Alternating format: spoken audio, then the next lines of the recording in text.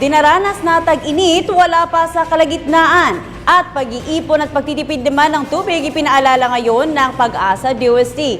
Detalye ng balita niyan, kunin natin mula sa aming kasama si Grace Rifa Masimando ng Radyo ng Bayan Naga. Grace, marahay na hapon. Maray na hapon, Princess. Habang may panahon pa para magtipid at mag-ipon ng tubig, kailangan gawin na natin ito at huwag mag-aksaya ng panahon.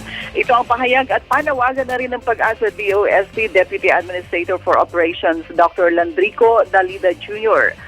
At 2 araw na isinasawang Climate Change Summit ng DOST dito sa lungsod ng Naga. Pangunahing paksa ay iba na ang panahon, science for safer communities.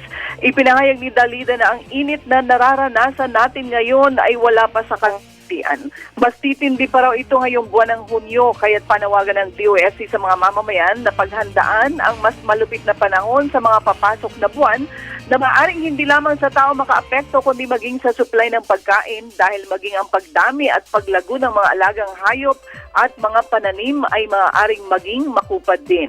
Payo ng DOST, ngayon pa lang dapat mag-isip na tayo ng mga sistematikong paraan sa maayos at matipid na paggamit ng tubig. Radyo ng Bayan Naga, Grace Rifa Masimando para sa Telebisyon ng Bayan.